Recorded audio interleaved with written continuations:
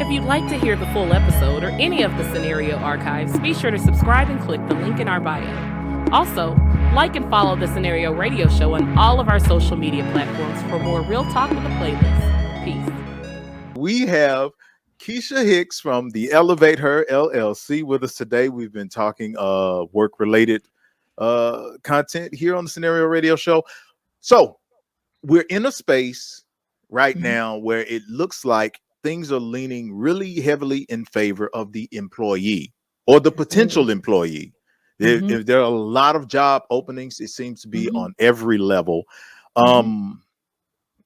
What's the best way that you would recommend, just right offhand, for somebody to take advantage of this current situation? Yeah. Okay. So this current situation is what they're calling the Great Resignation. And this situation is set to last until perhaps sometime like in the summer of next year, estimated right now. Yeah. So you got all these people just chunking a deuce and saying, I'm out. Like, and some of them, guess what? Aren't even leaving to go anywhere. They're just saying, I'm done, right? I don't want to be here anymore. And I will say Auntie Rona had a whole lot to do with that, right? She had people rethinking their lives, like, hold on, these toxic work environments, life is too short to be fooling with y'all. So let me rethink my life. But I will say for those that are looking to make moves, it is not just about dusting off a resume and being like, here it is, let's go. I would say first and foremost, understand your career plan. Like now is the time to make a move, but that move needs to be in alignment with the plan that you have ultimately for your career, right? Yeah. So, I mean, you need to figure out what is it that you want to do when you grow up. That's what I always say, right? And then what's the move after that move, if there is a move for you, right? And how is this job that you're getting ready to apply for, how does that fit into that? And if it doesn't, rethink it. Just rethink it, get real clear on your path. And I think then the next thing is to really get clear on your story, right? Because you're transitioning from somewhere. So you want to be able to tell people where you came from, right? And how you showed up as a painkiller and not a vitamin in your previous work environment, right? How you want to be able to like really flex your strengths and your skills. Like you want to do that. But most importantly, above all, this is the market to really nail down your connections. And I'm not talking about your cousin them, right? Yeah. Like really connecting and being very targeted and intentional about who you're connecting with, because this is the market where it is about who you know, right? And not so much to get the jobs, because there's plenty of jobs. I think the jobs last report I saw was like 8 million unemployed people, but 11 million jobs. So it's plenty of jobs. So that's not the problem. But the thing is making your way into that job, right? Getting access. And I'm telling you, Black folks, we'll have all the education, all the experience in the world. Access is our issue. So the way to get the access is not through a resume, not through a LinkedIn profile. That's not the access. The access is the person that you connect with. So it's making sure that you connect with those people and doing your research and knowing based on how you're showing up through your story, what you need to be asking for from a negotiation standpoint when it comes to your salary, all the things, including being able to work from home if you want to. Yeah. So I kind of wanted to expound a little bit more on that question, because I was thinking you kind of already touched on why now, but my other question that I had was, how are people, what is the success rate of the people that have been leaving the service industry or the retail industry, getting into, like, what jobs are they looking for based on their skill set? Because I thought that pool was kind of narrow. Or are they just saying I can find better, and it could be another retail job just where they're appreciated more? Is it? That's it. Okay. That's a lot of it, KB. I mean, because here's the thing. People now are like, they're in spaces where they're undervalued, they're unappreciated, they're underpaid, right?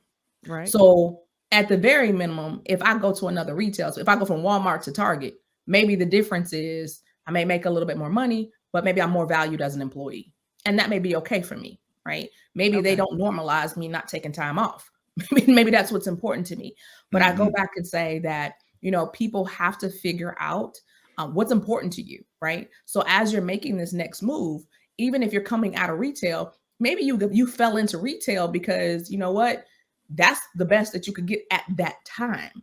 But now you're in a different space, right? Where now maybe you can use the education, maybe you can use the experience that you have, those transferable skills that you have, and actually get to where you really wanted to be in the first place. Because sometimes people aren't just even in the jobs they really wanted to be. They took the job that they had to have to survive. Yeah. Mhm. Yeah. So maybe that's what it is. Yeah, and I think one of the things that, as far as media is concerned, what we're hearing a lot about is this big gap in what's happening in retail and service industries. But it's happening, like Mhm. you're saying, the Great Resignation, as It's it's being everywhere. called, that's everywhere. That's not even just Mm. in those areas. It's Healthcare, yeah. it's everywhere.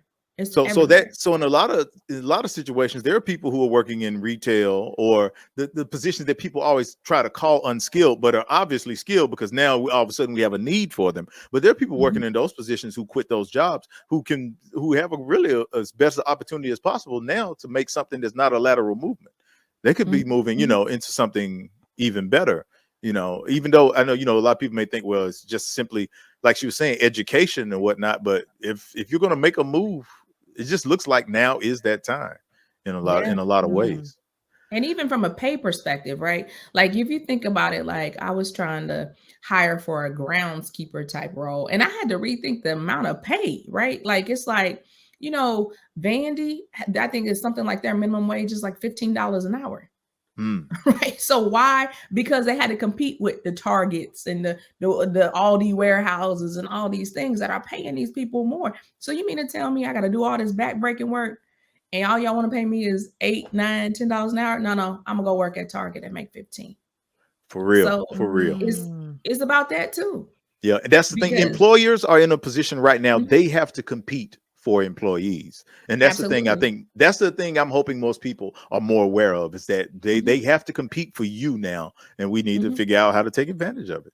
Yeah, And I Yeah, think because you drive it. Like when you are going for a job, you have to you are in the driver's seat. Like this is your time to demand those things, not like all crazy, but it is now time for you to demand the things in which you want, right? Like where do you want to see yourself? And I think if we're thinking about wealth gaps, right, with Black folks, it's like now is the time to position yourself from a salary perspective too, right? Because we know like whatever job you take and that salary, that's all about your potential, your salary potential. So now's the time.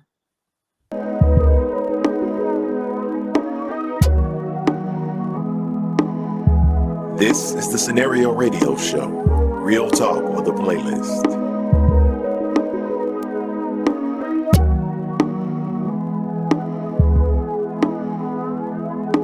That's the